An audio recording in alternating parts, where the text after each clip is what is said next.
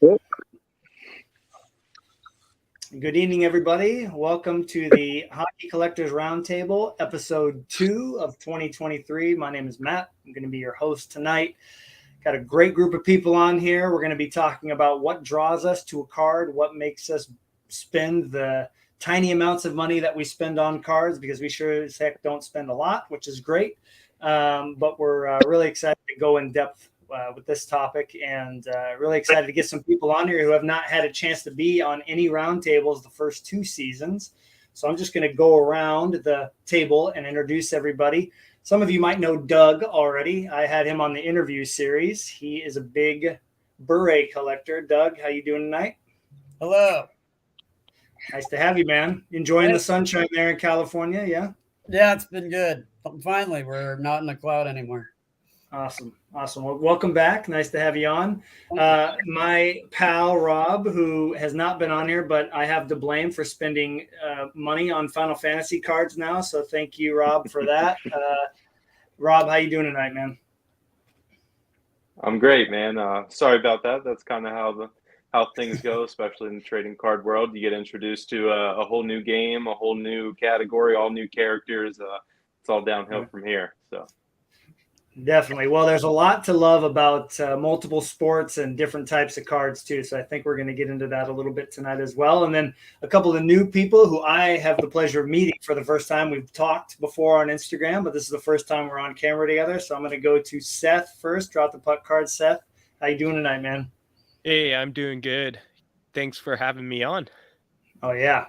Great to have you in here, and excited for you to share about your collection as well. And then Stammer, a.k.a. Wraparound Cards, you have made it.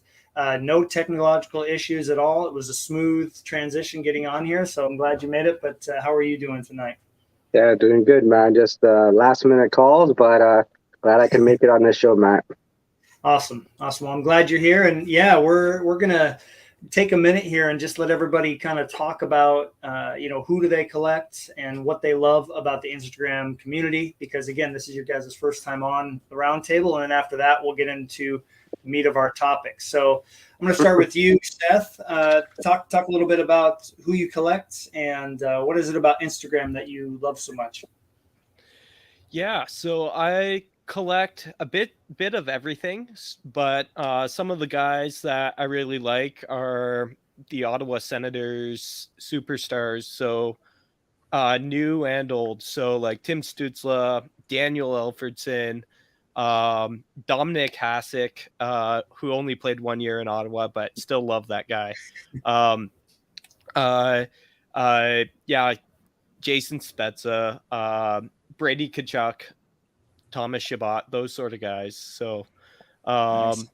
But then as this subject sort of comes in here, it's whatever catches my eye. So this is sort of like the perfect talking point, because why do I have this card in my collection? It's, not a great player or whatever. And it's like, oh, there's a story behind this card or behind this player that I just love. So you'll see a bit of everything on my account. So yeah. Perfect. And then, what do you tell me one thing that makes the Instagram community so awesome to you? Oh man, just how friendly everybody is. Like, number one, I love seeing the photos, love seeing the interactions. But then once you message a guy about a card or just comment, it's almost, maybe not every time, but almost every other time, somebody will message you back and say, hey, I love that card, or hey, I have another one. If you want to trade for it, let me know. Or they ask me like, hey, do you have another one of those so I can get it into my collection? And people are just really friendly and nice about it, not trying to pressure you for the most part. Right. Awesome. Yeah, I agree with those. Those are awesome parts about the Instagram community for sure. I think we can all agree on that. Stammer, again, your first time on here. Love the collection, love all your guys' collections, but talk a little bit about, who you focus on, what's your PC focused on, and then what you enjoy about being on Instagram. Yeah, so my main PC normally revolves around the Red Wings and Yager, but I also dabble into many other legends like Sakic, Sundin, Lindros, Francis, you name it. And then also I like to get into like some subsets like tributes and scripted sticks. I really dig them. But yeah, pretty much I just collect what I like, and that's what I think this hobby a lot of people should be focusing on. It's really good and healthy for the community. Right. And on Instagram, I think it's a great spreadsheet for us to actually absorb knowledge on cards that we may have not even seen and didn't know existed, right? But I really hate when Doug posts that rookie tribute of Burry because I really want that card. I think we all have those moments, especially if you collect the same player as somebody. I mean, I have those moments where I'm like, oh my gosh, it's such a nice flurry. I'm like, show love, show love, show love. You know, like don't be jealous. So yeah, cool. And yeah, that's going to be exciting for you. I mean, Red Wings and Yager, though. I mean, that's a huge clash of like if you're a Penguins fan, like being a Red Wings fan or a collector too, or vice versa. That's a huge clash. It's like liking the Duke Blue Devils and North Carolina at the same time. I don't know if you can do that, but I'm excited to hear more about it. Cool. Yeah. And Rob, I'm so happy that you're here too because we've got visually you've got a nice variety of cards that you collect. If anybody's been on your Instagram, yeah, exactly. But talk a little bit about, I mean, what do you collect, first of all? Yeah, so I bring the diversity to the group. My main collection is trading cards. So a lot of what I have is Pokemon. I've transitioned more into Dragon Ball Super lately. That's really caught my eye. They've been doing some really great things with trophy cards, special edition collector sets, and what have you. So that's a nice breath of fresh air after Pokemon for the last 20 plus years. And then still with hockey, I've been collecting Cam Ward off and on pretty much since his rookie year in that cup run. That really captivated me watching this rookie come up, and he was lights out. And then I got a story. I'll probably save that for later on why I collect them. And then also, I'm originally from outside of Philadelphia, so I try and collect Flyers players. I was a goalie my whole life. So I like to collect goalies. Unfortunately, in my lifetime, we really haven't had too many goalies to collect. We had Bob's, had a collection of him. We traded him. He won a Vezina. I sold all of that. So I've been slowly chipping away at some Carter Hart stuff that I really love. But there's rumors going around that we're going to trade him too. So I'm in a little bit of a collection crisis as that happens for my hockey collection. All right. I definitely am starting to approach like plan B or plan 1A because I know that when a player retires, it will be kind of similar. Doug's gone through that obviously. So yeah. And of course collecting Yager, which is crazy because shouldn't he still be playing? I mean, I feel like he's going to play till he's 70 probably, but if he wanted to, but and then what is it about Instagram that you love so much, Rob? Yeah, I love the conversations that I have on Instagram. I know it's a little generic, but comparing it to Facebook, where it's mostly the marketplace that I see in the community, everyone out there is to get the best deal. It doesn't seem as friendly. Same thing with the old hobby boards and forums. I was on those, but I was never in someone's PMs or DMs quite as much. Just having personal conversations about, hey, did you see this? Hey, I found this. Are you interested in this? And with Instagram, I mean, I feel like I'm on it nonstop because I have so many messages from all these different people, all these different amazing collections. And I like the community and the hobby base that's on there. Right. Well, and with the variety that you collect too. I mean, it sounds like all three of you guys that have shared, you're not just stuck on collecting just one player. You know what I mean? You guys are getting hey, I'm in the same boat there, Doug. But I mean, like, think about it. You're getting messages from people who collect Yager and people who collect Dragon Ball Z and then people who collect those sets. And then, you know what I mean? So it's definitely good to just, like, Stammer was saying, like, taking in all that knowledge. There's always something to learn when you're collecting a wide variety. So I've definitely appreciated that as of late too. Thank you, Rob, again for that. Doug, saved you for last because like me, we both collect one player in hockey mainly. We have a little bit of side projects going on, but mainly one player. So obviously if anybody's looking behind you, they can see who the player that you collect is. But, just talk, why do you still enjoy collecting Bure, even though, not really getting any new cards, you've almost got everything. What brings you back still? I wish I had almost everything. It's amazing how much stuff turns up that you're like, I've never seen that card, and I think that's really what it is that keeps me going is I picked a player that's really challenging. There's a lot of people going after his stuff. So you can't really get burnt out because it sometimes takes you longer to find particular items and cards. And then you have to really play the game of which one are you going to really go really hard after and source everything for? Because if you don't get that card, say in 5 years or whatever, it's going to be unobtainable. And I've got a bunch of stuff like that now. So it's like, you just have to be a little selective now. And that's why I think, I've gone after everything, but now I have to be more selective. I've got to really, it kind of is a bummer because it takes away just from just the collecting part of it, where you have to be really good at budgeting and what you think that card is going to be worth in a few years too, to make it worth that much that you're going to pay. So I think that's what keeps me going is I still have sets that I want to finish off, but I have really had to go the 30 years to be able to do it. Some of them, We talked about this, and by the way, everybody, the dogs always have to make an introduction on every episode. It's usually at the end or the beginning, but they're always going to make an appearance, so don't worry about them. They're fine. They're keeping me safe from bears.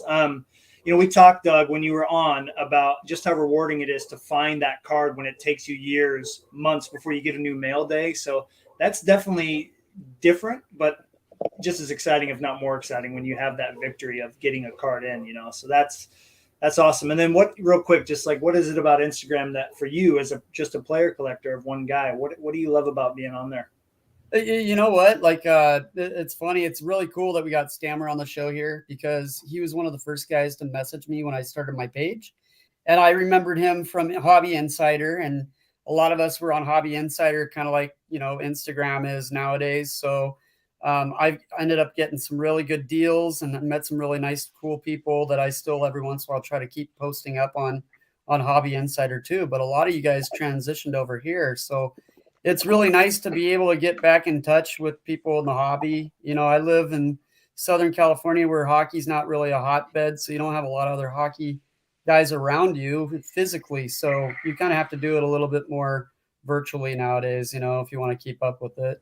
And also some of my best networks to get cards are out in Canada. So that's a really good way to do it, So it's been really cool. Like there's a lot of like-minded people out there that they just like collecting and they're appreciative of what you have, and same vice versa, like I really appreciate Stammer's collection and what he posts up. He's got a really good vision and taste on what looks good. And, so it's cool to meet with people like that.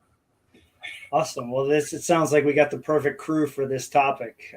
This is going to be a fun one to go through. And again, we're just going to kind of scratch the surface of this topic because if we all sat in a room, we could start at 9 a.m. and probably talk until it's time to go home for dinner about this one topic. So we're going to, again, scratch the surface and leave some room for another group of people to come on and talk about it.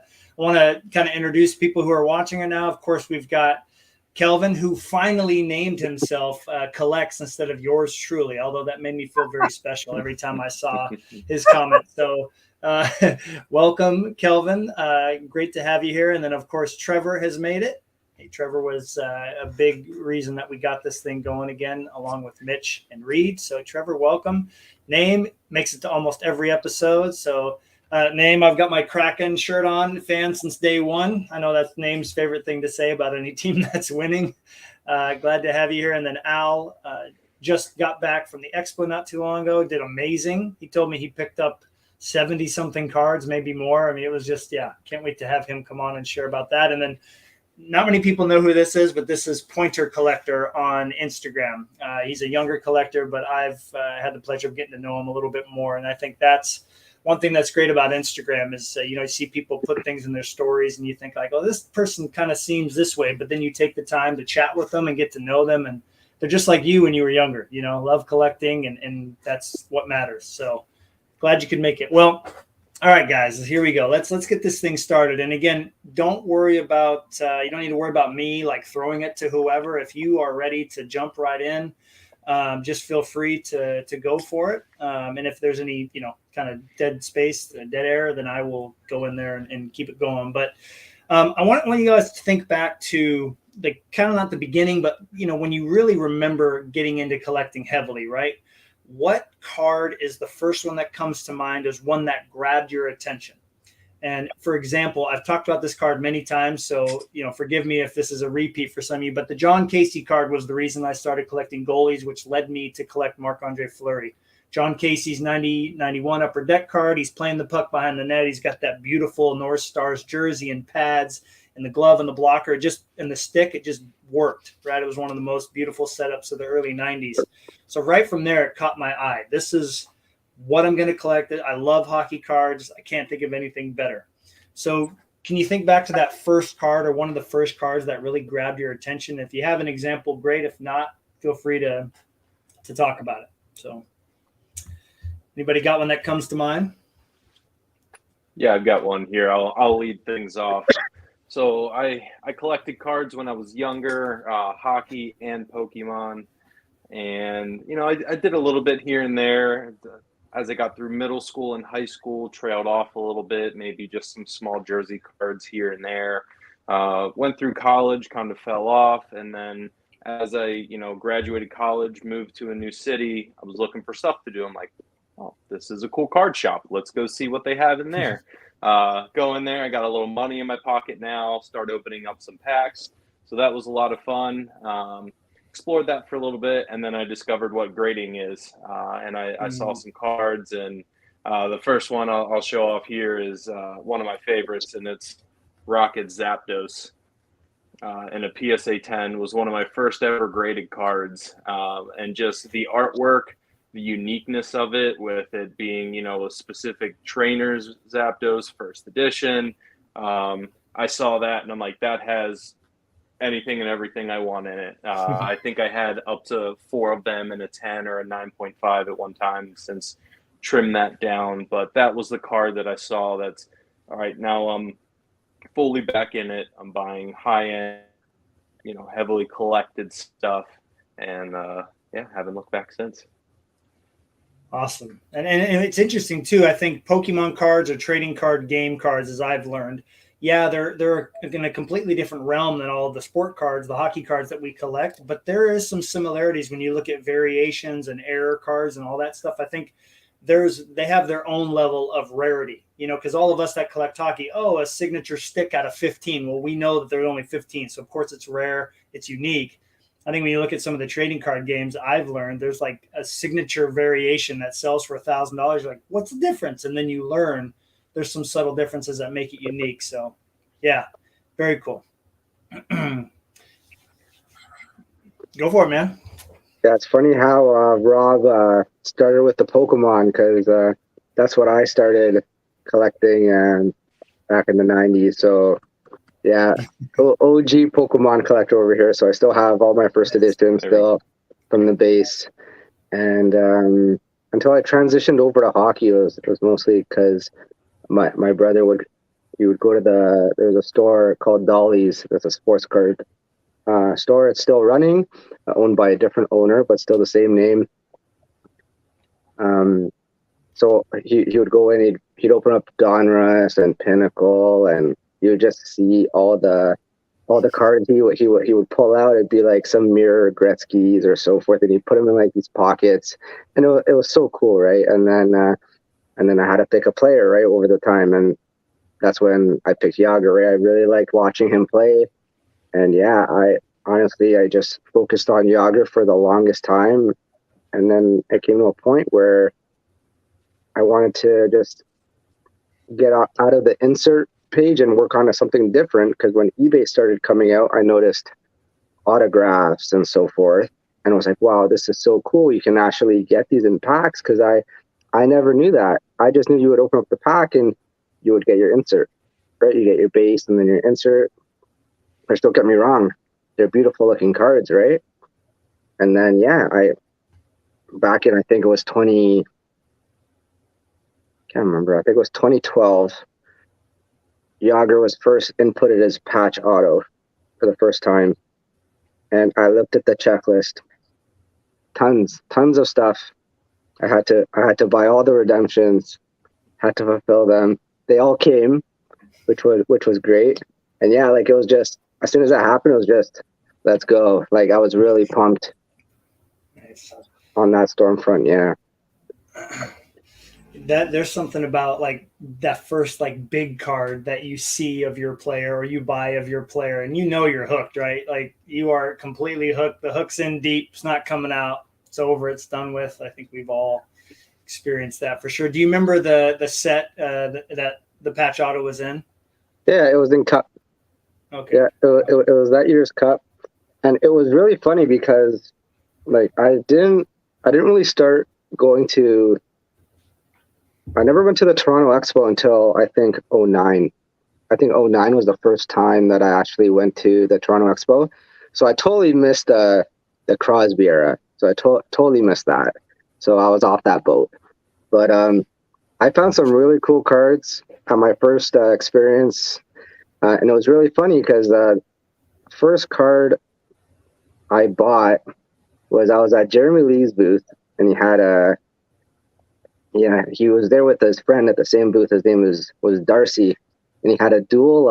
It was a dual scripted stick of Bure and Alexander Ovechkin, and I saw it there, and I had to have it. It was one of those where I couldn't even think twice. Had to buy it, and I had that card for the longest time, and I had to get I had to move it, unfortunately, down the road. I kind of like regret it in a way, but what I got in return, I couldn't refuse. It was quite the deal. Okay. Is that the one that Sam has? Yeah, that's right. Yeah, I moved it to Sam. Yeah. Nice. Nice. Okay. All right. So there's a couple of different types of cards that people are into. And go to Seth and then Doug's. Seth, do you remember that first one, like that first card that really captivated you? Oh yeah. So I got from my uncle. I got a bunch of Score 90 cards, and those were fun. But it would have been when early 2000. Went into the local dollar store, and they had packs for $1 or $2 Canadian, and I saw Pacific cards, and I was always about like how many cards could I get for $1 or $2, right? But there was this one pack that looked really cool, but it only gave you like 3 cards. So I was bummed out, but I was like, okay, I'm going to buy it. And it was this, at least for me, the first ever base card that I saw die cut. So it's 0102 Atomic right there. And this is the blue bar parallel, but of course I didn't pull that. But I just thought these cards were cool. So I only had like 3 of these in my whole collection as a kid. But when I got back into it, I was like, oh man, I have to find this. And it was at the beginning of the pandemic when I realized, I was like, there's a box out here, so I'm going to buy a box. And I opened it on my birthday, and I was lucky enough to pull a blue bar parallel of Keith Tkachuk there. And these blue bar parallels are out of the player's jersey number. So here, I'll take it out of the case here. But let's see if it's right on the bottom here. You can't see it too well with my camera, but it's 2 number 7. So, so I was lucky enough to pull out of 7. So my goal is to actually get the whole set minus the 1 of 1s, because the Luongo, I'm sure some collector has it hidden away in his collection and I'll never see it. But basically to get as many cards as I can of this set. and then find other parallels to of the really low numbered cards to fill out the rest of the set. So Nice. So is it the die cut that really, like, of a base card, like you could, like, seeing a base card that was also die cut, was that what really oh yeah, drew you that in? was the coolest thing as like a 7-8-year-old. I was just like, man, that's normally an insert, right? Like, so like you would see some of these die cuts in like SP from 94, 95 there. I had the Right. Paul Correa rookie die cut. But those were all parallels. Those were inserts, right? And then this was like, no, the base cards are going to be your die cut. And I thought it was so cool. So, and I still love them. Just love the look of these cards. And then probably now saying it, people will start snatching them up, so I can't get any more. But we all have that worry on this show. I think Doug and I talked about it. I was like, I don't know if I really want to mention what I'm really after. I'm like, hey, no worries, man. You do Whatever. They already know. I mean, it's not a secret within other beret guys. So, but we want some more, I guess. Right. Well, I will say before we get to you, Doug, that and I've said this so many times that Pacific was ahead of the game, man. They, with some of their base cards, I think Revolution always comes to mind as like the first base set. You got 3 cards a pack where you're like, wow, look at the foil. Like even the base cards looked incredible, and then Crown Royale and Atomic and we've talked about Titanium, Rob, the other day or yesterday. Yep. I mean, like those sets were just gorgeous. So it's easy to see why you fell in love with those off the bat there. What about you, Doug? I mean, was there, been collecting beret for so long, was there a card design that sticks out to you that really drew you in? So when I first started collecting, I think my first pack of cards was in 92, 93 Upper Deck. And, almost all the cards, there wasn't a lot of inserts or anything back then, but they had really cool shots of the players. Like, Patrick Waugh, I think in that same set, he's like jumping up in the air and just cool. They had good shots. But then I got to see when the inserts really started taking off. So like back then, 93, 94, like Team Pinnacles, those were actually really tough to get. Right. You had, Donruss Limited. You had a bunch of different little things. And the first day issue from Stadium Club. Oh man, those are tough. Ooh, that was such a hard card to find. But, now those cards are worth like maybe $15 or whatever. So I moved in, my real big years really getting into it, really getting into it was 94, 95. And all those years they had great designs, but we weren't looking at super limited stuff. But anything that was 1 in 72 packs, like when you didn't have the internet, it was kind of harder to find in 1 in 72 packs. So the old Leaf Gold Stars and the old Donruss Elites, those were probably the first ones where I'm like, I really want that card. And then we saw the following years, then we had, 94, 95. The biggest card that really got my attention was the Finest Refractors. And so I remember as a kid, do you remember the old 94, 95 Select? And they had the first line Dufex cards. Do you remember those at all? Anybody from like 94, 95? Vaguely. Okay, I'm not old, I guess. But I pulled the Lindros, and like as a kid, out of like a $2 pack, and at the time the Lindros was going for $80. And so I had $20 cash and that Lindros, and I traded it for the Topps Finest 94, 95 Topps Finest Beret Refractor. Wow. And I still have the card today. It's a little greened now, but that was my first big card that really caught my attention. Mm-hmm. And look at how popular the refractors have been since then. I mean, they really were like next level where you saw them, you're like, what the heck is that? That is so cool. So that's probably my first like really big card that I really love. I think this is a great segue into what was inevitable for one of our topics or like mini topics for today. We talk about shine on cards. I think most people, there's something about the refractor that then led to different foils and things added to card designs that make them shine. You do a double take. I don't care who the player is. Where, if you're going through a case at the expo or the national, or you're just looking through your own collection, there's something about the shine that makes you go, oh wait, let me look at this again. So I think that would be a great place to start heading down here for a little bit. I do want to say that we've got Tim in here, Red Wings fan. He has made it. So Tim, good to see you. I'm not sure which one this is referring to. I think every card that everybody talked about as their first card as a monster. So yeah, and then Jeremy Lee made an appearance. So Jeremy, nice to see you in here. Looking forward to having you on at some point. And then Trevor is talking about the blue atomic. I actually, when I collected Tebow for a bit, I did not, or I never saw that card. So yeah, they're very, very tough. And then of course, yeah, okay, Burry, yeah, I had a feeling you might have been talking about that card. Just a few bucks though, right? Nothing major.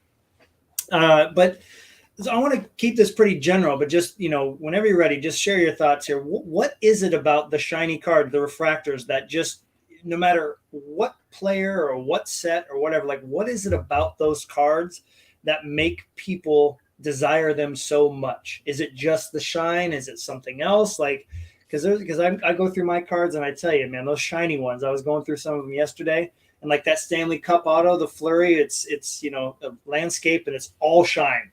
It's like I cannot stop staring at that card. So yeah, whoever wants to go first. I mean, what is it about the refractors, the shiny cards, that you guys love so much?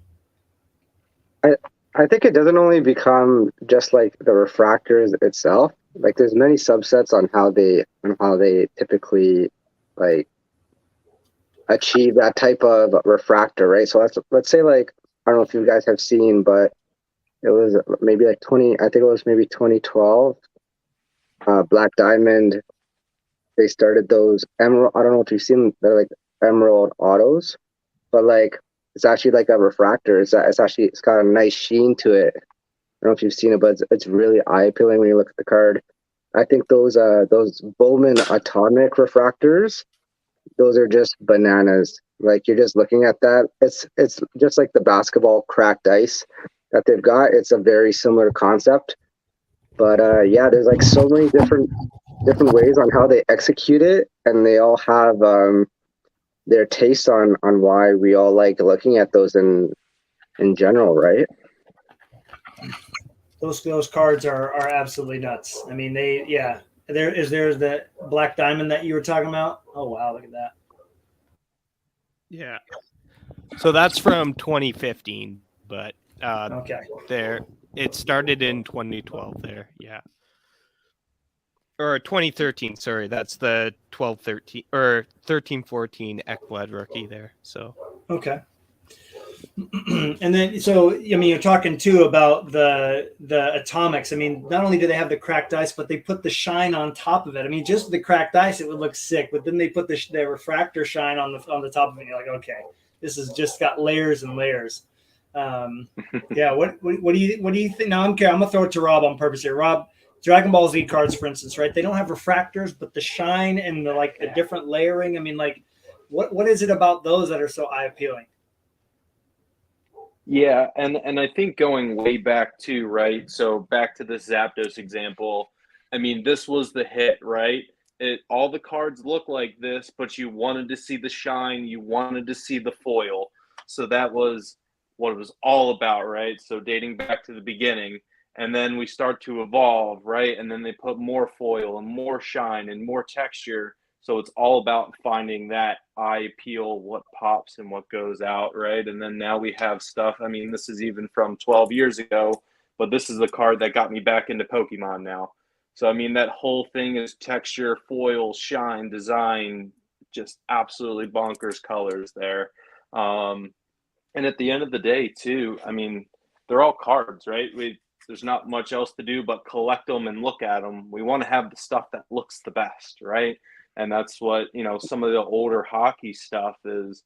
I'm not into vintage stuff because it's just kind of the pictures, right? Like vintage baseball, that's where the money is, right? Especially good condition, but there's no pop, there's no eye appeal. It's all history, right? But for me, it's all about, hey, what do I want to look at? I have my display case over here that I sit in my office every day in the morning, and I look at them like, damn, those cards look fantastic, right? So that's what I want to see in my collection. That's what I want to have. And then especially Instagram too. And I don't think it's so much in our community, but if you think about what life is like now, it's all about the big, flashy, shiny stuff, the bright shoes, the loud music, whatever you have, right? And you still want a little bit of that in our collecting side. So with Dragon Ball, I mean, that's what kind of drew me towards it. Is it's these modern card designs where it's all texture, all foil. When you get that hit, it's, you know it, that that's a hit, because it stands out so much more than anything else. And then what Dragon Ball's doing lately is they're doing promos for world events. So there'll be, you know, the top 4 players get a copy of this card. So there's only 4 out there. So you get the rarity, and it might be the same thing that you have. And this is going to be a tough to see example, but this was just an uncommon card here that was pulled from a pack set. You know, I mean, it's a cool looking card, but no foil or anything on there. I mean, they're 10 cents. And then they make a world version copy of it, where it's got a Dragon Ball stamp. There's scales and everything in texture in there. There's gold foiling that shines. There's texture all in and around this. And I mean, just looking at like, it's tough to even get a picture of it because there's so much going on with it, right? So you take this and then you give it that pop and that shine, and you know that this one's special. So I think that's what really draws me to it, and why I feel so important. Mm-hmm. Wow. Yeah, that's a great comparison there. You know, I definitely think that we could definitely, I think where I want to go next, so you guys can start thinking about it, is we trying to balance this. Is it a rare thing? Do you love this card because of the rarity, because of the price, because of the fact that you just think the picture is cool? I think there's always this like balance of like why we decide that card is going to be a card we're going to go after. But when you talk about complexity and design, I think refractors in themselves are just a basic shine. Those always look nice. I think we can all agree, right? Just a basic refractor is always going to look nice. Seth, do you want to jump in here? Yeah. I just so one of the sets. So I came out of college 2012, and I got back into collecting, and I was finding some. I'm just reading something there. Right, so right. so basically I was got back into collecting, and I found some cheap boxes, and that was Rookie Anthology. And what was in 12-13 Rookie Anthology? Man, these amazing Prism cards here. This is like cracked ice, so I think this was like in a bonus pack. And you probably, it doesn't do it justice, but look up the cracked ice, and that's like Mark Stone, rookie. But the other one was when you opened a pack, you got a base card, you got a rookie base card, and then you got an insert, and it was a 3-card pack, a bonus pack in this. So the third card in the Prism bonus pack was either a refractor or some autograph, or a color refractor. So a gold, a blue, or a red parallel.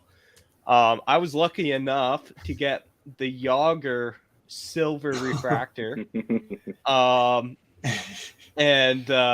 it's just nuts. And I'm going to take a picture of this and put it up on my Instagram in the next couple of weeks, just to properly do it justice. But these cards, the shine, like, it's just amazing, and it caught my eye, and I just love them. And I didn't collect basketball or anything. I wasn't influenced by that. I just saw these cards, and I'm like, I love these Prism cards. I love the bonus pack, and at $50 Canadian, picking up the boxes, pretty awesome. And you got 10 other packs in there, with 4 guaranteed hits, and that did not include the Prism bonus pack. So right.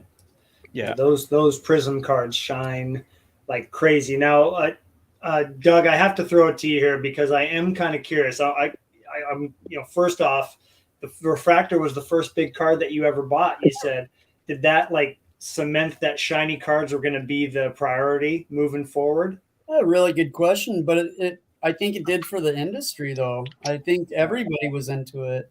So like the other big card that was awesome refractors, the 95, 96 Tops Mysteries Finest refractors. Those are just beautiful because they have that silver background and they've got some other little color designs. But back then they couldn't really lean on autographs or patches and stuff to carry the product, so they had to put a lot of thought into really cool designs on the cards. So I kind of look at it as like they're little mini pieces of art. Those refractors just make them pop even more. So, and they were chromium cards too. So you knew you were going to get a really clean card, clean corners, it had more rigidity to it. It felt more expensive, like they put more effort into that card to make those, so Right. they just have a more expensive look. I put in my, on my photo bucket in that little thing, I think I put one refractor in there, or put two. And one of them was from Panini. Do you see it in there at all? Yeah. Oh, yeah. Well, up to the Prism autograph, right? Yeah. Yeah. Yeah. And that's where I think is really cool because we had the refractors before, but now we have refractors with autographs on them, and that was like, sorry, yeah, that's like the best of both worlds right there, right? So I love that card. I've always was wondering when they were going to do autographs on refractors. So when that card came out, I was like, oh, I got to have that.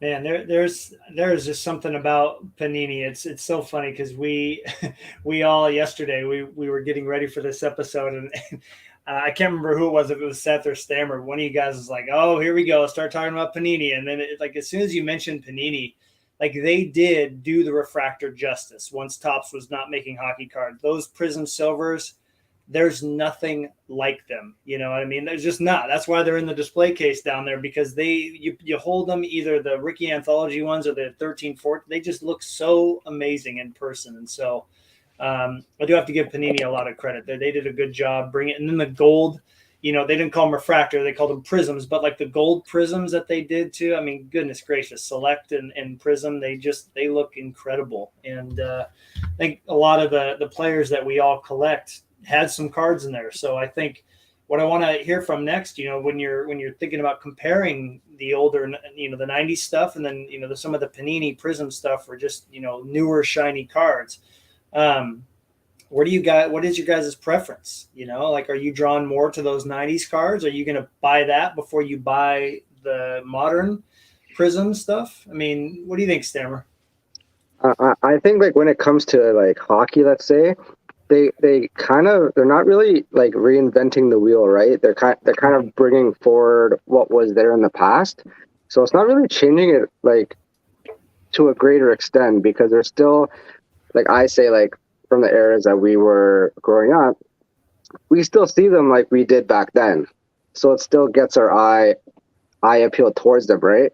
But like as what Rob was saying before, like with Pokemon, like when they were first starting, right? Like this is a 30-year like Aerodactyl, right? It's got like it's got the star foiling on the back. So as the years went on, they started changing the whole landscape, right? So they didn't really continue the process. They always wanted to change it and make them different. So they changed them to not having just small windows anymore. They want to make it a full art. And then when the full art didn't happen, then they did rainbows. And then it just keeps on going on. And they're being really inventive on how they're changing it. And hockey has been doing that from time to time. And like as we were talking about like Panini, like I really love the product. When hockey was absolutely I have a lot of Panini product, and I'm not ashamed to have it. It's wonderful stuff. But like it's how they like present the card. I don't know if you could see, but like the gold foiling, like this is a peerless. So it's like the limited logo of the cup, right?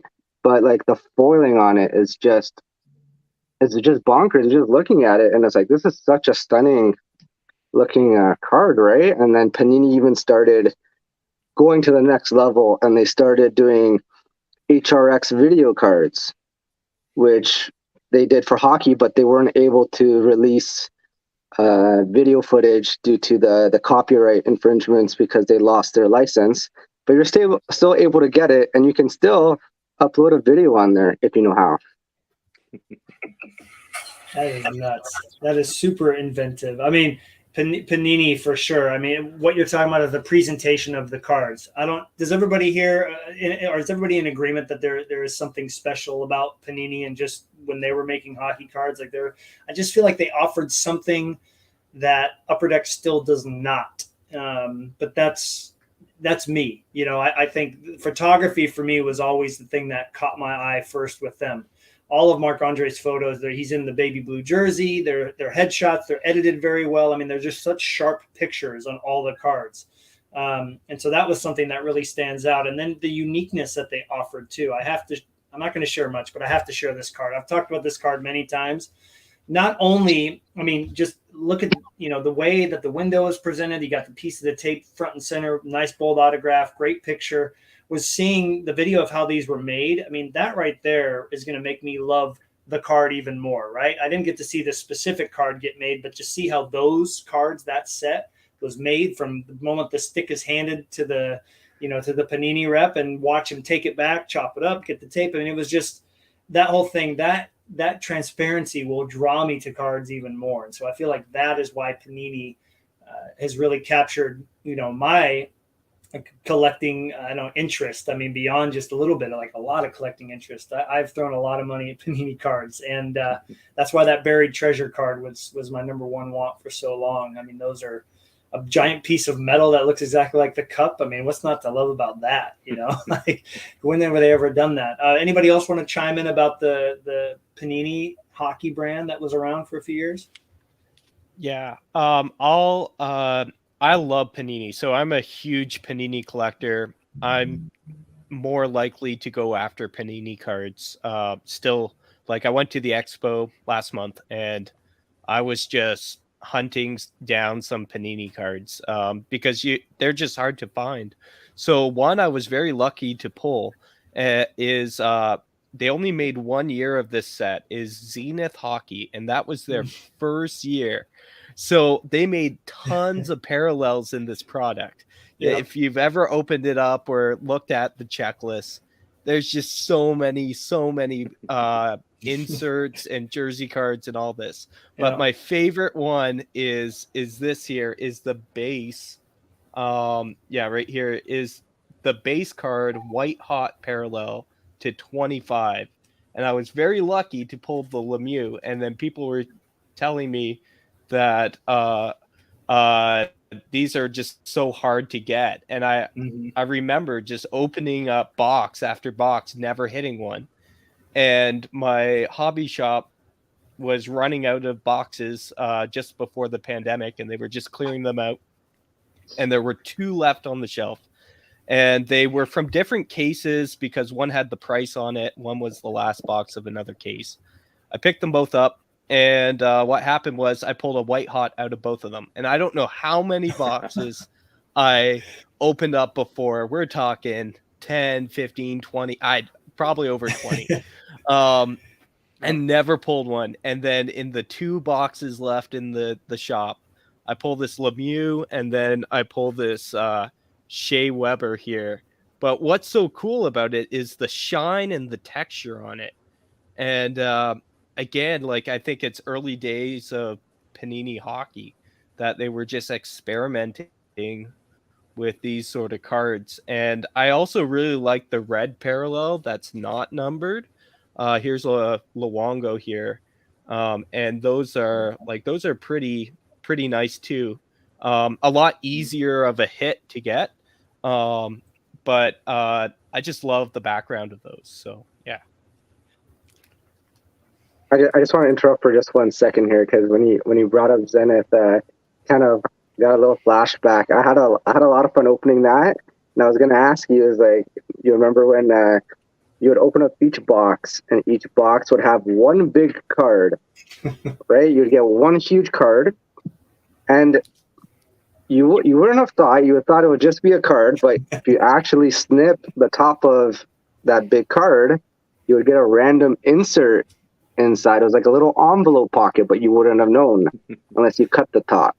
So it's pretty cool. So that's how like you'd get lucky to hit the Thomas Tatar rookie, right? If you were to cut one of those open.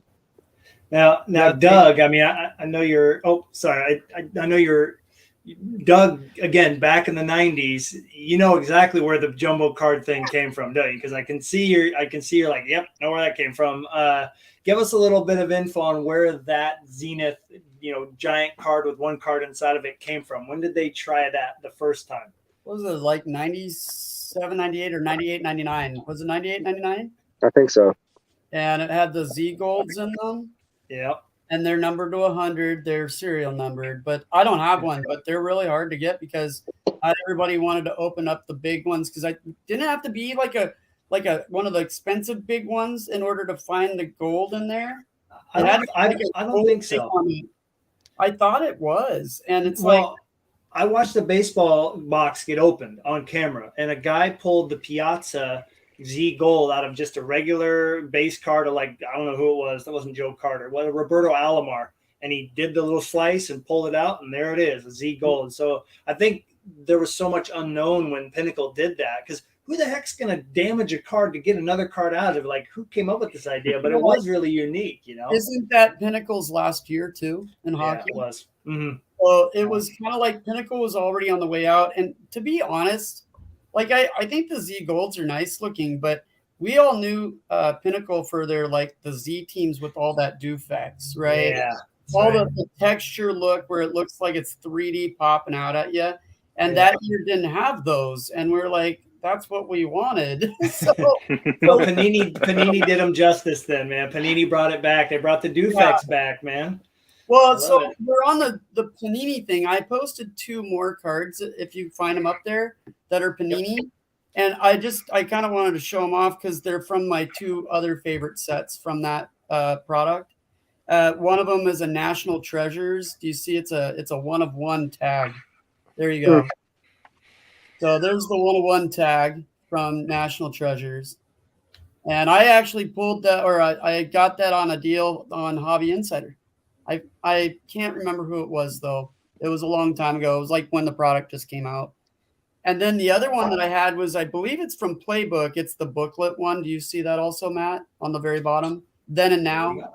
Yeah, that card is awesome. Yeah, those are numbered to 5. And so they have the number to 25, where it's like pieces of the jersey, but they're dual color pieces of the jersey. And then you have the regular version, which we don't even know how many. I don't think they're serial numbered. But the number to 5 one, that one was an eBay purchase on mine that I ended up being the second bidder. And the guy that ended up beating me out, he didn't want to pay. And I was just really lucky to get that card because it is so cool in hand. It's just really, really well done card. So I have a love for Panini. Just I didn't get a lot of Beret stuff to choose from Panini.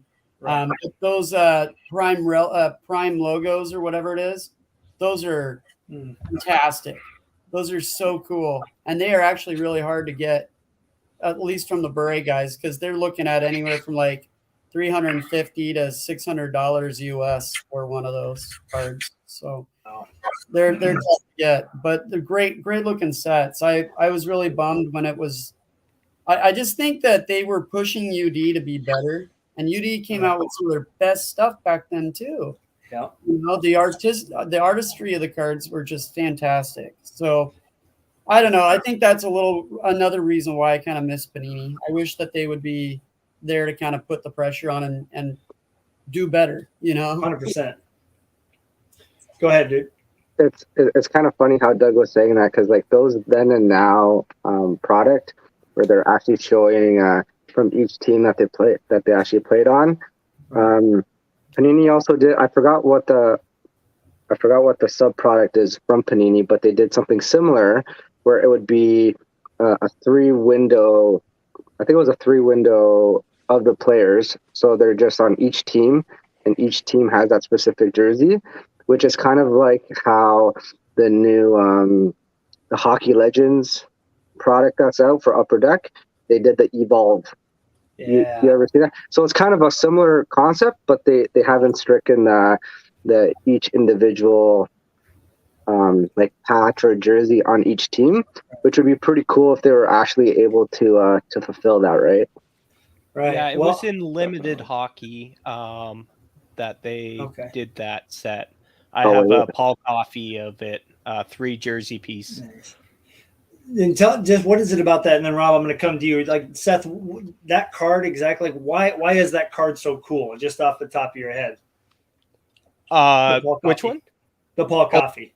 Yeah. So what's really cool is they just put 3 different pictures, just like those evolves of the different teams Paul Coffey played on, and then they have a jersey piece from each each jersey different teams, so you can see the different colors. Where it's like, a Pittsburgh jersey, there's a little yellow swatch, and the Detroit jersey, there's a little red swatch. So they didn't cut up the same jersey and just put it in 3 different times. So you mean the new Panini? What Panini would probably do now? They just put random napkin patches, and they're like, we don't know where this is from or who wore it, but it's in the card. Here you go. Yeah, they definitely. I think Upper Deck pushed them to be really good, and then they pushed Upper Deck.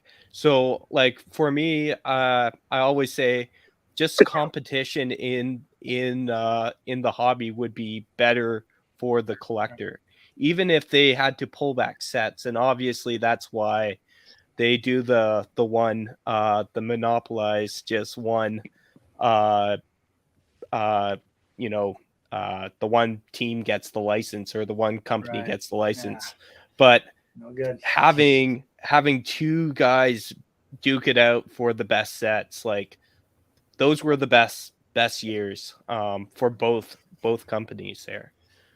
Rob, does Cam have some? And I know you talk about Carter Hart, but he unfortunately didn't get into Panini stuff. But does Cam have some Panini stuff? I mean, he's got to have a few out there. Is there anything about those cards that caught your eye beyond the? Because I know you're really into the earlier Upper Deck stuff. We talked about Ultimate Collection, and like I think we can all agree, like the 05, 06, like Sweet Shot Upper Deck days, moving into like right at the beginning of Panini days. There was some good Upper Deck stuff. Really unique stuff. But is there any Panini stuff that stands out to you? No, there's not. So I was pretty young when that stuff was coming. I mean, relatively, I was in high school and college when that was coming up.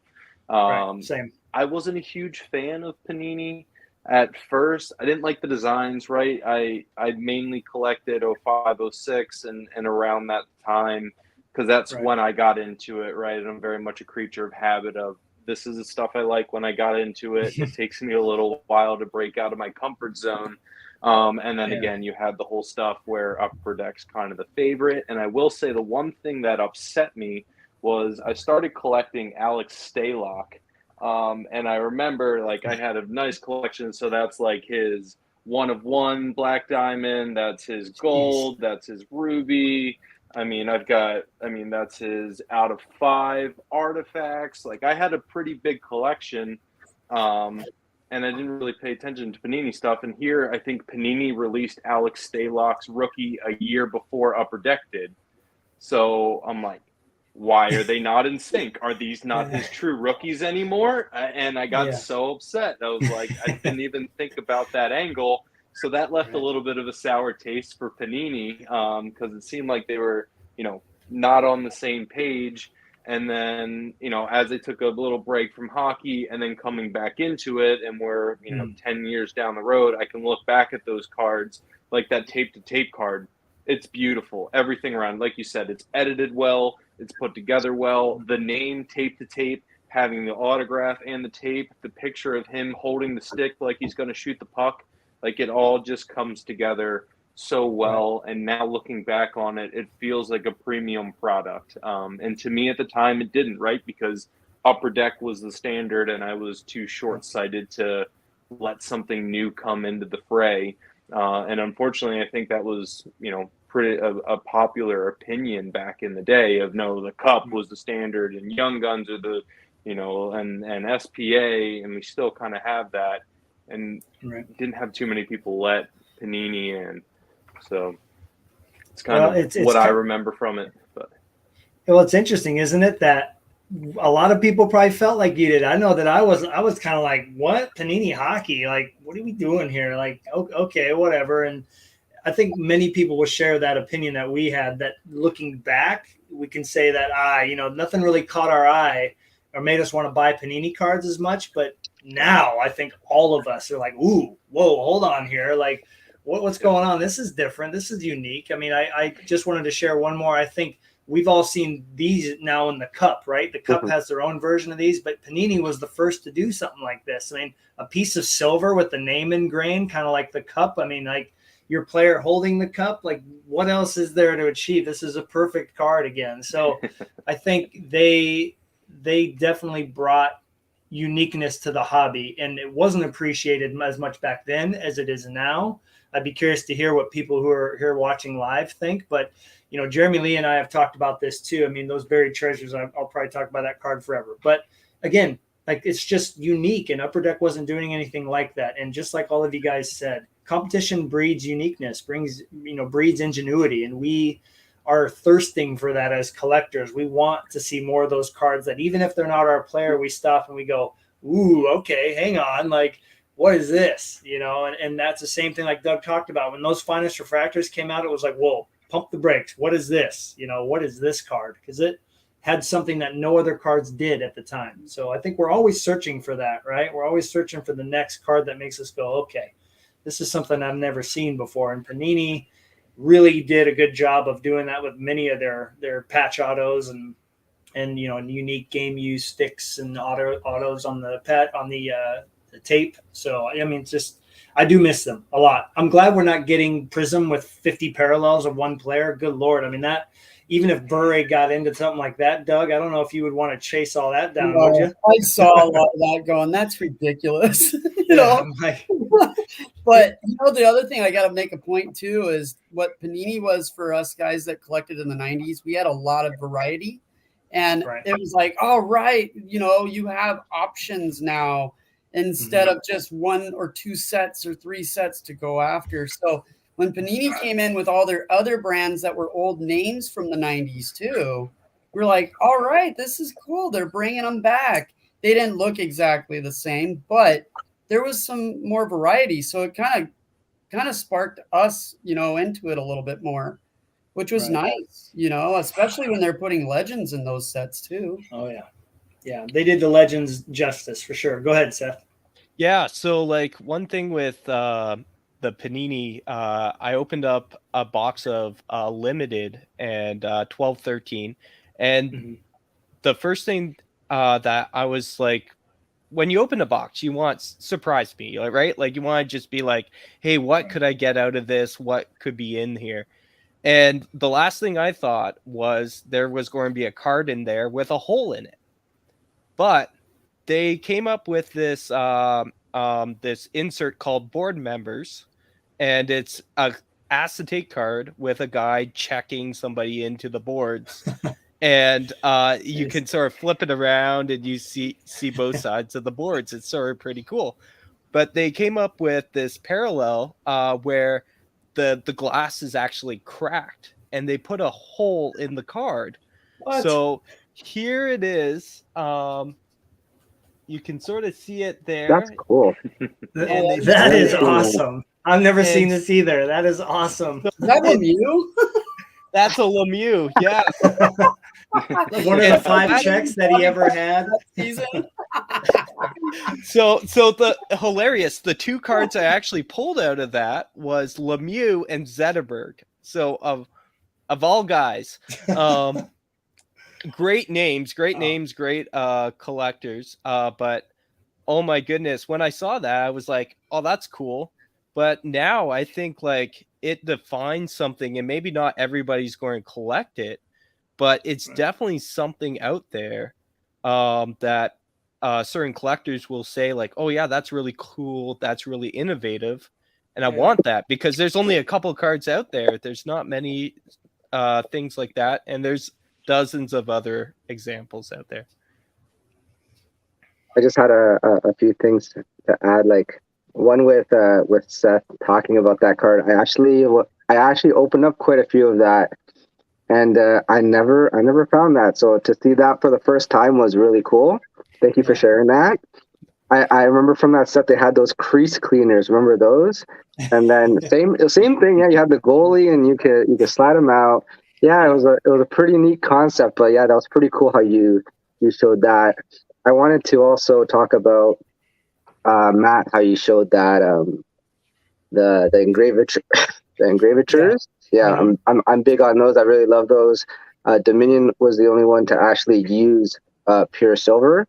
So like they will actually like oxidize to the outside elements. That's why the buried treasures they hold up very well because they're covered in acetate, right? Thank goodness, man. Because I was wondering what was going on with the plaque of Fleury there. I was like, why is it all messed up? But it's just you just gotta get some polish. You just gotta polish it up. But but yeah, the upper deck product, they cannot they don't have the budget, I guess, for to put the silver in there, so they're just the metal plaque, right? But it's funny, like how like the hobby evolves and all the different things that they do to try to bring older products into newer ones, and even if the cross posts from a different genre of sport into a current sport. So, like one example I can bring is basketball used to do a product called the Masterpiece Chronology Masterpiece, and they were on the canvas cardboard backing, and they came autographed as well, which was pretty cool because a lot of the hockey canvas cards that were released, you never saw them autographed unless it was in a buyback, right? So I found it pretty cool when they did the first year of Chronology, and then they had those timeless memories, right? I fell in love with these, and especially the hoist bearing cup photos. Yeah. Like they're by far like my favorite pieces. I try to collect all the ones that have them pictured of them hoisting the treasure of the hockey game. So I think that's pretty cool how they actually take from a different genre of sport and bring it into to hockey, right? Which brings which can bring people from a different genre into the hockey sanction itself to bring some cross posting people, right? So I think that was pretty innovative on what they did. And also Upper Deck has been pretty good, I think, over the years with bringing a lot of all-star memorabilia. Right. So like one I can show here is a Joe Sakic, a scripted swatch. Like especially with that orange in there, it just like the card just speaks for itself, right? Yeah. So I think it's pretty cool how they're actually having quite a few when they actually have those jerseys available to actually allow us to have a piece of that, right? Right.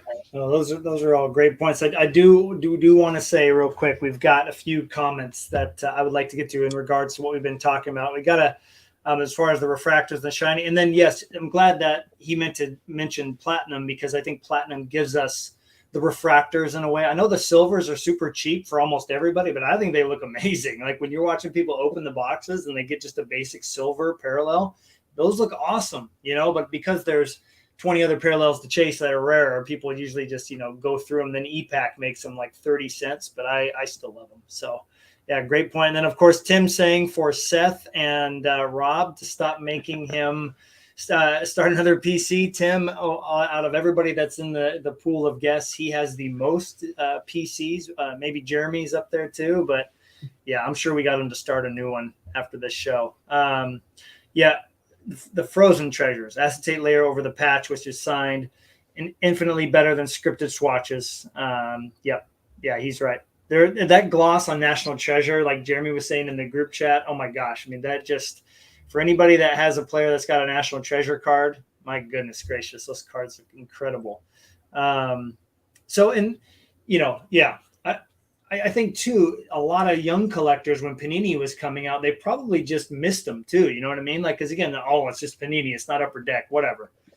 Forget about it. And if I would have cared about it a little more, I could have got any Flurry for about $30 or $40 back then. If I really wanted to. I think we all are looking back thinking, man. Except Rob, he's probably like, man, thank God Cam doesn't have too much, because he'd be spending a lot more money on his Panini stuff, dude.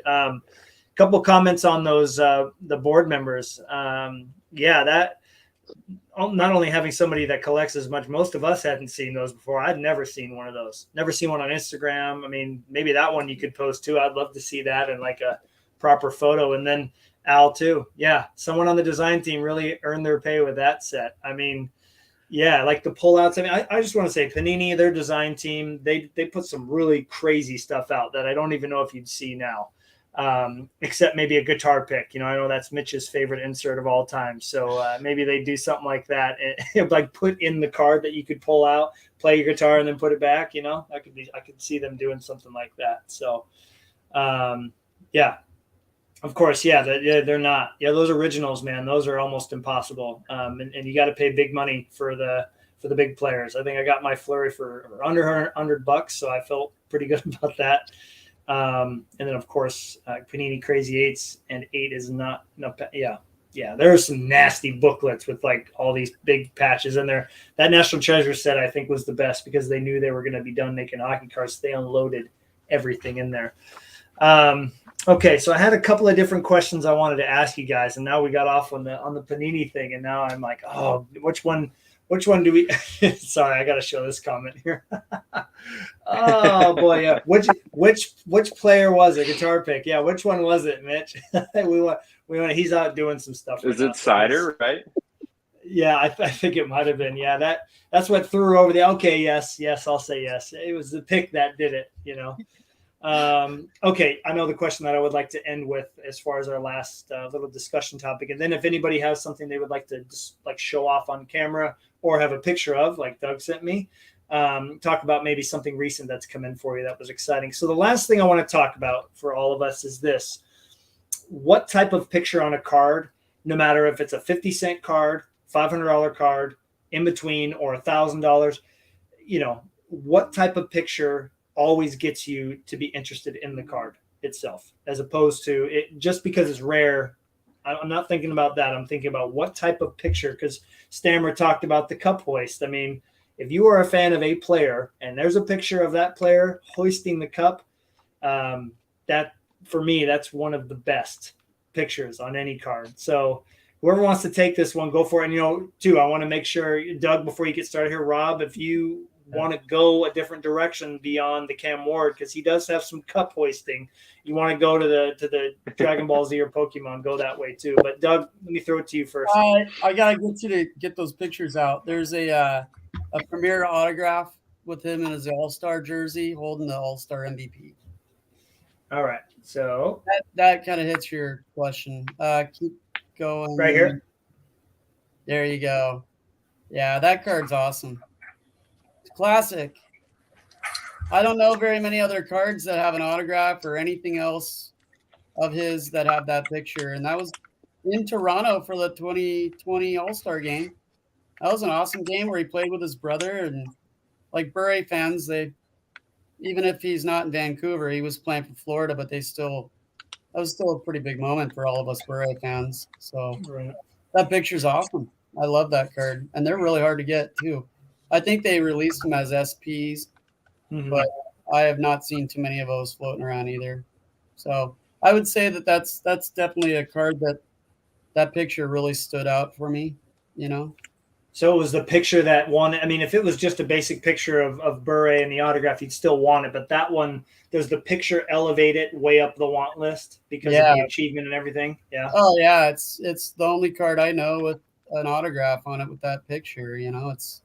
And I love Premier. I have a lot of Premier that low numbered Premier that just is nasty patches and great pictures and really good looking cards. So yeah, that's definitely one that I loved it for the picture more than anything. Okay, that's a great example to start us off here. Yeah, I love it. And a big achievement that your player has made, hoisting the cup, winning an All-Star Game MVP, winning the Vesna, or MVP, Hart Trophy, excuse me, or anything in between. I think those are the cards that we like seeing our players on more than most. So, who else has as an example of like a type of picture that makes them go, "Yep, that's an easy buy." Everybody's digging through their cards, like, where is it? Where is it? It's got to be in there somewhere. I definitely know the feel. That's why I have them all scanned, and Doug and I have photos of everything, so we can easily type it in. Yep, there it is. So nice. So I'll start off with I get lost. I can do it that way. Yeah, yeah, for sure. Go ahead, Rob. So I'll kind of take a different angle. The one thing I can't stand as a goalie collector is a goalie without their helmet on. I don't know why that is.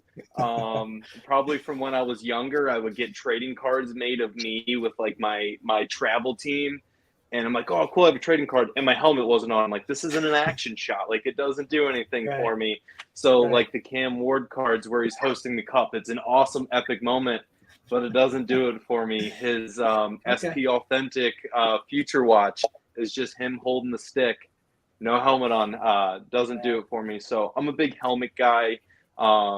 Like 2006, 2007, he had a different design on the helmet. I didn't like that. I don't really go much for that.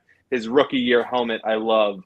His 2007, 2008 season helmet, I absolutely loved it. It was dark, stormy, a lot of stuff going on. Yeah. So Matt, I'm sure you have a little bit with the goalie on that as well, with the different helmets in the picture and what that represents. Yeah, I get a little nerdy about his different masks. I mean, as a goalie collector, I don't know what it's like for Yager and for other, Bure and other players that aren't goalies, but you guys can still find the subtle differences, right? Like, oh, he only wore those skates this year, or he only used that stick this year. I think for us goalie collectors, there's cards that put them way up on the want list. Like Fleury's got tons of patch autos that I don't have, but this being Panini and that mask, which he only wore like 3 times with the Winter Classic jersey, this was number 3 on the want list. And Kelvin, who's here, was chatting with me when I found this card, but just the photo editing and the photo of a close-up of a goalie in their mask, that puts it way higher for me. So I'm glad that you segued that one for me, because close-up shots with Fleury in his mask, whether he's smiling or not, man, those go way up on the want list as well. Yep. Go for it. And I'm gonna just try and showcase some Dragon Ball stuff and pump that. Oh, we got to get it in, man. We got to get it in. Let's go. But I absolutely love action shots and, like fighting shots. So here's an old school SPR. It's nothing but texture, gold foil around the entire person. He's shooting an energy beam out that's got, different colors and texture going in each direction, which is awesome. And then I got one more here too, where it's like big moments in the show, right? So this is Goku Black, who's a villain. And the name of the card is Realm of the Gods, Black Kamehameha. And that's when he takes the main character's move and puts an evil spin on it, right? So I've got an action shot of him just doing this incredible move. That was a huge moment in the anime for me personally. So to have a little piece of that, that's the stuff that I look for, at least in the trading card side of things. It's really cool, isn't it? I mean, before we get to you, Stammer, it's really cool that for me, getting new into this trading card, the game stuff is like, there's some similarities more than people would think, like big moments in the show, big moments on the ice. You know what I mean? Like texture on a card. We all love that. Complexity in design can go anywhere. So that's great examples, Rob. Thank you. Go for it. What you got for us? So just like on how you were saying before, how kind of bugs you on the helmets, how they change it and so forth, right? And it's kind of hard to put the item with the actual team, right? So I find it pretty cool. I was able to pick this up. This was I believe it was late last year. It's a Brett Hall property of. There it is. And he used this in his Detroit season. It's the only time that he used a specific stick. It's from his Easton Bubble Z. and it's the only time that his kids' initials were engraved on the stick stamp. So it was pretty neat when I saw it. I had to get it, right. Wow, I love it. But I mean, being able to place it specifically on the season and tie it, emotionally to the player. Yeah, that's awesome, dude. And also, I think what really gets my attention is when I see those pairing cards of two individuals, and it captures like a historic moment. Just like I've got a Joe Sakic, Ray Bork dual scripted stick, and it's really cool thinking about that, because that's when Ray Bork won his first cup, and Sakic passed it on to him, right? And didn't do the lap. He just gave him the cup because he's like, "You've been waiting for this." And it's every time like I look at that card, I think of like, man, like this just, you just look at it, it just speaks history, right?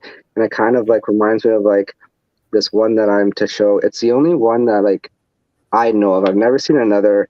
It's a Iserman Scotty Bowman rendition from his '97 championship. So Pink too. yeah, I've never seen one of these, like even pairing on its own. I've never seen with those two, and I really love. I'm still going with the Detroit style, guys. I'm really sorry, Doug. I have a Panther card to show you, so I can show that. Okay, but yeah, an Iserman Gordie Howe, like it doesn't get any better than this, right? Like these two. Is that number 10? Yeah, this is out of 10. Yeah. That's a sweet card. So you're really saying like seeing two legends on the same card really grasps your attention and makes those go way up the want list as well, right?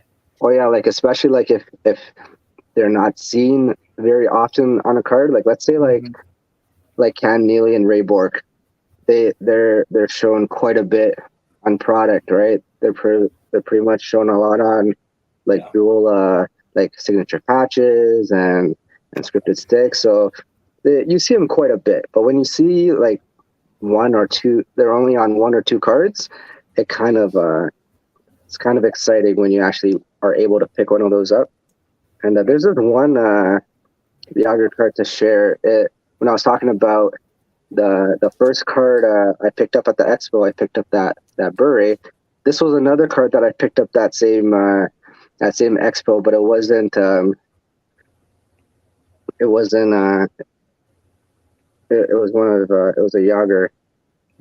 Wow. Nice. Oof. Is that number 9? This is of 8. 8? Wow, that's cool. That is awesome. And he doesn't have many Panthers patch autos like that, does he? He actually has quite like a lot. He's got Is quite a that lot when they of Panther started stuff. grabbing? That must have been when they started deciding we better get him into pretty much everything, right? Yeah, like what happened was he started pretty much with like with Ranger stuff, right? It started with the Rangers, and then he started working more towards the Panther side. That's why you find quite a bit of the limited logos, but you didn't really see much Penguin stuff until later on. It's kind of like the last tide is sort of when all the Penguin stuff started coming, but it's kind of odd. It's like they did that to tease you on purpose. Like, oh, why isn't there any Penguin stuff? Because you even saw like there was some he'd have like dual signature patch with Mario and with Mario, and then you would see his patch would be a Rangers patch. But nothing wrong with that. I'm okay with that. Like, I can't do it, man. I can't. I don't know how some of you guys, I love like that. It's the best. Fleury's in the Vegas, but he's got a freaking Chicago patch or something. Like, get out of here with that. That's terrible. That's the best. I love that stuff. Yeah, I mean, it's unique. It's different, but yeah. No, Seth, thanks for your patience, dude, and us getting to you. But you've had plenty of time now to organize and think about, okay, what type of photos are the ones that really do it for you? What did you come up with? So my thing is I'm sentimental. I love a card that makes you think about like what is happening here, or wow, I didn't realize this guy used to look like this. So the the bearded wonder that we all love. Here is Brett Burns in his rookie year. Oh, geez. And He does have a face underneath there. No way. Yeah. So and that's what's sort of cool about an extra portrait photo underneath, and it's see-through there. So yeah, it's really cool. And then I showed you this just before we came on, but the Flurry, like, look how young he looks. Like, oh, geez. just sort of like a little cheeky smile there. It's so it it gets me thinking of the good old days and just sort of where they came from. And then other things are like alternate jerseys or stuff like that. So it was really funny because Doug showed the Pavel beret of him at the All-Star jersey. Here's the Valerie beret blue parallel atomic out of 20, but he's in his All-Star jersey from the same All-Star game there in Toronto. Nice. So I had this one lined up, so it was really funny that Doug had that. So the other beret. Nice. And then the other thing is just going back to the young, or what sort of makes you think. And this card, the picture is actually very small on it. It's not the highlight of the card, but it's Carey Price in his Hamilton Bulldog mask. So, Nice. but this is a 1-of-1 from in the game, the Pia Price. But if you can see, he's in his American hockey mask there. So I'll get a better picture on my Instagram of that. But it's a cool card. I sort of like thinking about, the journey and what these players go through to get to where they are, right? And then the other thing, this isn't all the picture. This is the story behind the memorabilia. And it's a very small piece, but it's a stick card of Gordie Howe. And there is, if you can see, a 6, or if you turn it upside down, a 9 on that stick piece. So if it's the actual number from the stick piece, I'm not sure. It's numbered out of 100, but like, let me tell you, I actually owned a second copy, which was just a plain piece of stick. Right. And I ended up moving that one to a friend, but I will never move this one just because the story behind this card and what's on that memorabilia. It's more the story than the actual value. I have no clue what it's worth, but for me, I love it. Just the story behind it. And then the last one is, again, another story card more than the picture, but the Ottawa Senators had signed Dominic Hasek in 04-05, which was the lockout season. And they had this other player signed during that season also, which was Peter Bondra. They never played together, but they're on this Be a Player quad autograph with Marian Hossa.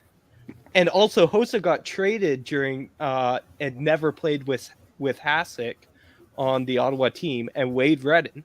So it's really funny to have 4 guys that say Ottawa Senators, but a bunch of them didn't actually play together. Right. So that's another thing where you see them all in the Sens jerseys, and they didn't actually play together. But it's just such a cool card where I was like, yeah, those photos actually make you think. Right. Well, that's cool. I think that's the thing. There's always something about the photos on the card that can really draw us in a little bit extra. You know what I mean? And that just goes to show nobody said, "Oh, I'll just take the plain old, generic photo that you see on almost every card." And that's one thing I'm noticing with the goalies is they really, and even hockey, because there's so many colors and different things, alternate jerseys, all-star jerseys, that there's a lot more uniqueness. Like my Justin Jefferson collection is great, but I don't love them because of the picture. I love them because of the design of the card. You know what I mean? So a lot of them, he's just running with the football. It's like, all right, that looks exactly like that one, that one, that one, that one. So we're lucky when it comes to hockey. And then, of course, with, the trading card game cards too, the Dragon Balls and Final Fantasy and Pokemon, they can do all these different variations of the pictures that can make them unique rather than just being the same old thing as they do in other sports. So, all great points there. Well, I can't wait to get into part 2 and hearing everybody else's opinions on these, hopefully a couple episodes down the road. But before we wrap it up here, if we could just take a minute each, maybe everybody want to share. Now, Rob, I'm going to start with you because yours is more of a story than it is showing a card because you're still waiting for it. But just kind of go around and maybe talk about a card that's coming recently and why it's exciting for your collection, and then we'll sign off. So, Rob, talk to us, man. What's been rekindled? Yeah. So again, the best part about Instagram is getting to talk to everyone, getting to share those hobbies, talking to people that have similar interests, and, talking with Matt and Mitch made me miss collecting hockey. So, and I've kept Cam Ward up on my eBay favorite searches. Haven't pulled the trigger on a lot. I mean, it's been on there for a while because there's a few cards that, like, no matter what I wanted to have, even when I wasn't really collecting. So I've been recently getting back into it. And then in the middle of a work day, I saw this one pop up, and Ultimate is probably my favorite set. I just love the design. I love that it's high end, but it's also not the cup, so it's a little bit cheaper. There's huge patch windows in them. So I saw this Cam Ward debut threads patch. I think it's a 4-color autograph out of 10 rookie card. I mean, that's, coming up on 20 years old, just pop up for $45. And that's something I've been looking for. So yeah, exactly. Yeah. Well, I put an offer in because I thought it was just like the patch out of 35, and I'm like, well, I have one, but that's a nicer patch, so like I'll throw a lower offer in and see what they come back with. And then I was putting it in, I'm like, is that an autograph? Like, oh, yep, nope, that's the out of 10 version. So I'm gonna snag that. So that hasn't come in yet. I'm waiting for that. So that really got things going. And then I'll share one other hockey card because I've been talking a lot about trading cards, but again, with Cam Ward, the first ever hobby box I ever opened was 0506 Fleer Ultra. Just remember, I was in upstate New York at a hockey tournament. Someone was like, oh yeah, I mean, Crosby and Ovechkin and all these guys, you can pull the rookies. And I'm like, hey Dad, how much money can I spend on this? And he's like, what's the cheapest box you have? And it's like, all right, Fleer Ultra it is. And Cam Ward was my SP rookie that I pulled out of it. So that's why I started collecting him, watched him on his cup run. But back then, the one thing that I just always was amazed with was the Ice Premiers patch auto out of 10. I mean, I felt like those dominated. Whenever I saw them, I was just starstruck every year. And that's one of the cards I've watched for forever. And a little while ago, one popped up. So again, the acetate, the auto, I mean, see-through back here, just clean presentation. And then again, just the story and the history with it of being one of those amazing chase cards in those 05 to 09 years. So that's probably one of my favorites in my collection that's coming with me no matter where I go. Love to see you grab it so far after wanting a copy of that. Like, talk about, sticking with it. I think we all have cards like that maybe caught our eye, and then we took a break and came back. It's like, I'm never going to forget. I got to get a copy of that. So that's great that you got one. Doug, I've got pictures up here. What about you? Which cards would you like to show off and talk about? You asked about my buybacks, so let's pull those up. Woohoo. I was hoping you'd talk about those. Thank you. Here we go. I put the wrong picture up because there's the grid on there, but go ahead and use that if you want. You want to use this one right here instead? Yeah, let's do that one first because that's the 99-2000 first SP Authentic buyback set ever. Okay. And Bure had, I think he had 3 more in that set. So I have 7 out of the 10. The one at the very bottom is numbered out of 2. The one to the right of it is numbered out of 3. The other one is numbered out of 4. The other one's numbered out of 16, numbered to 30, number 60, and number 65. But the key is with that is I've been trying to put that set together since it came out. Like I'm probably a little older than some of you guys because I graduated high school in '99. So this was the year I was graduating high school when this came out. And these things were fables. Nobody could find them. If you'd be lucky to find the number to 65 one if you could. Because back then we didn't have eBay. We had card shows. We had nationals and whatever else. So I've been trying to put this set together practically ever since it came out, since I was in high school. And I've gotten pretty close. So what I'm missing out of this is 2 numbered 1 of 1s and a numbered out of 2. And I don't know if I'm going to be able to find those. Man, that would be something if you could find one of them, even a picture of them. Man, like, wow. And then the other one that I showed that you pulled up originally, first off, that is the following year in 2000, 2001. And I'm only 2 cards away from finishing that one off. One is a number to 3 and a number to 1 of 1. Okay. So I've been working on these sets for a long time. The 2 bottom ones is a numbered out of 2 and a numbered out of 6. And those ones I've added in the last year.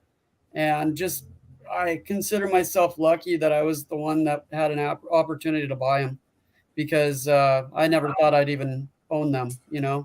So I would say that the buybacks and the other one up there, number to 16, the one in the middle row. Yep, that one. That one is my another one of my more recent buybacks that I got this year too.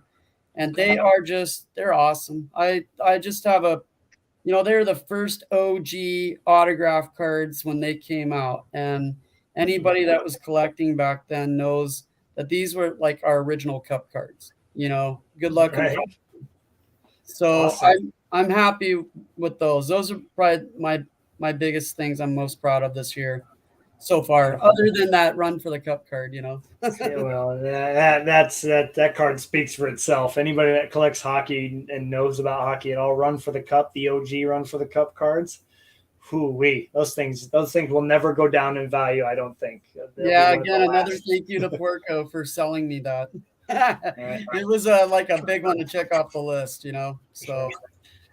All right. Well, what about you, Stammer? And then we'll go to Seth after that. Anything recently come in that you'd like to share with the crowd? Yeah. This is one card I picked up at the expo. I was pretty excited about. Yeah, the expo. I can't wait to try to go. I got to make it to at least one. Are you still going to the National in Chicago, you think? I am, yes. Yep, okay. Buying my tickets in like 2 weeks. So I was asked about it last night again too, so I may be going. Okay. All right. Well, we'll talk after the show for sure. Sounds good. That is so first awesome. Round's on me, by the way. I live here, so. All right, perfect. That is such a nice card. Yeah, so to have like 2 like crazy sticks on both of these guys, they're beautiful. The lead scorers of the Habs nation with a 10-time Cup winner, John Bolivar. You just don't see his stuff. And to have him paired with Guy, and they're both in the Canadian uniform, it was one of those like I don't have any. I don't have like maybe 1, maybe 2 Canadian stuff. It's Chelios, but like I was like. It's a Canadian card. I'm like, it's Belleville. I have to have this card, and I had to pick it up. Yeah, that is gorgeous. Anything that has to do with the history of the game, then having it autographed by those 2 players. I mean, that stick card that Mitch showed last episode. I mean, I don't. Sawchuk? Yeah, well, the Sawchuk, but then the Belleville, the monumental, that's beautiful. I mean, I don't collect that stuff at all, but that is a card that if I had some extra money, I'd be like, oh, I definitely have to have this because it's just the history of the game. That's a huge thing for all of us hockey guys. But that like reminds me of like the monumentals is like when Panini did the Panini playbook. Oh yeah. They had like 6 windows on the booklet. And it was actually pretty cool because they did like I guess if they had like a shorter print, it would be like patch, jersey, and then twig. Like some of them you'll see like you get quite the array of equipment, and it's pretty neat to see. All of us goalie collectors love those, by the way, because you get all sorts of pad, blocker, glove. I mean, you get everything on one card. I nerd out about those big time. I think that Guy Lafleur and Beliveau card, what makes it really special is you'll never be able to get those guys to sign on the same card ever again. Yeah. And I think that I've seen that in the baseball card world where you lose a legend to lose their life, and they are never going to be able to autograph again. And it ends up becoming that much more of a sought item because, it's very cool. It's a very special card. For sure. Well, Seth, wrap it up for us here, dude. Okay, I'll be quick. But I have 2 from the Fall Expo that I just sort of have to quickly share. So it's not that recent, but this Dominic Hasek titanium blue out of the jersey number 39. I knew Rob was going to have a reaction to that. And I just love this card. Just the old style pads. It's an underrated card. One of the best sets ever designed by Pacific. Wouldn't you agree? Oh yeah, absolutely. Underrated card by far. And then the other one, I know Jeremy just signed off, but I got this 1-of-1 masterpiece of Thomas Chabot. So the 1-of-1 masterpieces came in Fleer Showcase, and Jeremy was very kind and gave me a bit of a deal on it, and we were able to work out a deal. So that was the Fall Expo, but Spring Expo was where Panini came in, and surprise, I got this raw review Crosby out of 50, orange parallel out of 50, and it's the immortalized set, and yeah, I also picked up the Marty Brodeur of that too. Oh, hey, look at that. Did you get that from Kelvin? No, I didn't. Okay. I got it from a vendor there. But yeah, he saw it. He definitely saw it. We were hanging out. The other one is not an expensive card, but I think they're underrated, is the Pond Hockey from 2021 Platinum. The first year they made the Pond Hockey. The Crosby picked this up, $35 Canadian. I feel like that was pretty solid. They're pretty short print. And then the last hit, I believe, right? Yeah, case hit. And then the other one is pick this up is a red prism from 1213 Panini from Rookie Anthology bonus pack out of 50 red rookie prism. So tough to get those. Those are hard. And I have a bunch from that set that, again, I'll never get the whole set, but just collecting as much as I can at an affordable price. Right. Well, we're good about doing that, though. I mean, Doug talked about it earlier, budgeting, right? You have to figure out what you can do, and you have to always be prepared for those big cards too, right? You got to leave a little bit for the just in case fund, right? Because you never know when the big, haven't seen it for 10 years, Bure is going to show up out of 2, and it's like, okay, here we go. I got to be able to go for it because my family doesn't understand this really, but it's like it's not going to show up again. It could be out of 15, like Stammer, the card you just showed. The odds of that card showing up again for sale are so slim because all the big Canadian collectors have it or want it. So you have to be ready, and I think I'll just show one card. I recently posted on my Instagram. I missed out on a bunch of these, and I know it's out of 25, and I know, whatever, but I knew that I had to be ready when it showed up again to go big for it. So when, EPAC came out, I went all in. I knew exactly what I wanted to offer, and it was an offer that was going to get it done.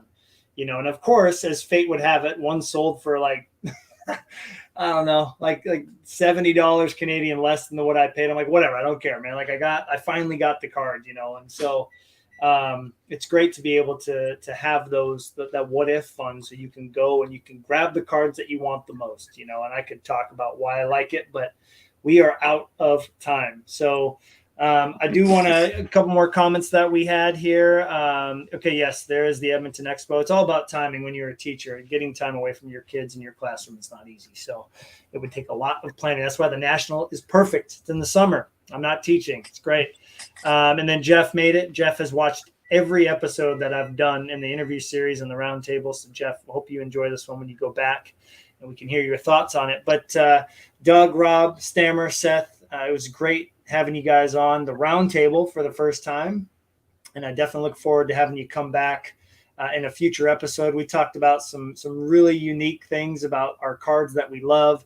Again, scratching the surface, like very thinly scratching the surface, because there's so much that goes into when we decide, like, okay, this is a card I'm going to go for. But some great things about Panini and refractors and the pictures that make us love the cards. And I really look forward to hearing more from you guys in the future. Any final thoughts from anybody before we sign off? Yeah, the one thing I picked up on that I'm going back to is how collecting when we were younger really shaped who we are today. With Seth talked about pulling the die cut, and how many die cuts did you pull out today, right? Of like, this is still what I love, because it's that nostalgia and it's that emotion and what really gets us going.